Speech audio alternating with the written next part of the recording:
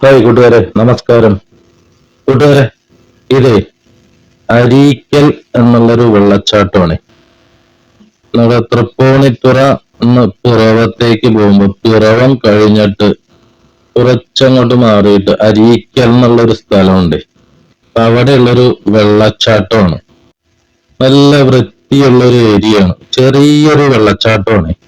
ഇപ്പൊ തൃപ്പൂണിത്തുറന്ന് ഏകദേശം ഒരു 30 കിലോമീറ്ററോളം ദൂരം ഉണ്ടാവും. പിറവം റൂട്ടിലേക്ക് ഒരു വൺ ഡേ ടൂർ പ്ലാൻ ചെയ്യാനായിട്ട് നല്ലൊരു ഓപ്ഷനാണ് ഈ സ്ഥലം.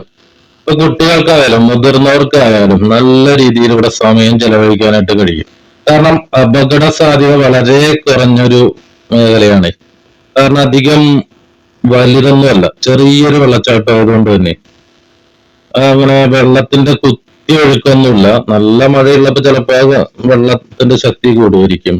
അല്ലാത്ത സമയങ്ങളിൽ വലിയ പ്രശ്നങ്ങളൊന്നുമില്ല. അപ്പൊ ഈ പാറക്കെട്ടുകളിലുള്ള വഴുക്കലുണ്ടല്ലോ, അത് മാത്രം ശ്രദ്ധിച്ചാൽ മതിയാവേ.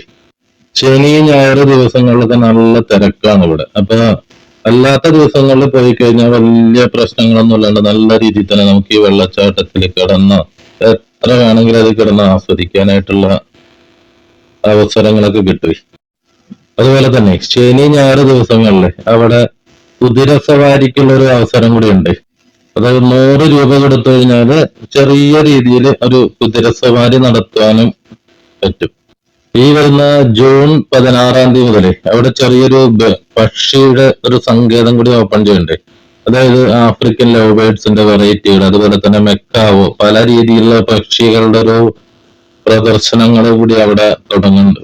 അപ്പൊ അതും കൂടിയും ആസ്വദിക്കാൻ പറ്റും ഈ ജൂൺ 16 ശേഷം. പിന്നെ തൃപ്പൂണിത്തുറന്ന് ഈ പറഞ്ഞ അരീക്കൽ എന്നുള്ള സ്ഥലത്തേക്കുള്ള റൂട്ടില് പല തീർത്ഥാടന കേന്ദ്രങ്ങളുണ്ട്. വളരെ പ്രശസ്തങ്ങളായ അമ്പലങ്ങള്, അതുപോലെ പള്ളികളൊക്കെ ഉണ്ട്. അതായത് തൃപ്പൂണിത്തുറ ശ്രീ പൂർണ്ണത്രയീശ ക്ഷേത്രമുണ്ട്. അതുപോലെ തന്നെ ചോറ്റാനിക്കര ടെമ്പിള് ടച്ച് ചെയ്യും. പിന്നെ കേരളത്തിലെ തന്നെ ആദ്യത്തെ സുനഹദോസ് പള്ളി ഉദയംപേരൂർ പള്ളി ഈ റൂട്ടിലാണ്.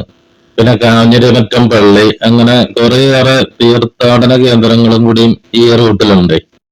ഇപ്പൊ കൂട്ടുകാരെ, അടുത്തൊരു വൺ ഡേ ടൂർ പ്ലാൻ ചെയ്യാനുള്ള പരിപാടിയാണെങ്കിൽ ഈ സ്ഥലത്തേക്ക് തന്നെ ആയിക്കോട്ടെ, നല്ലൊരു ഓപ്ഷൻ ആയിരിക്കും.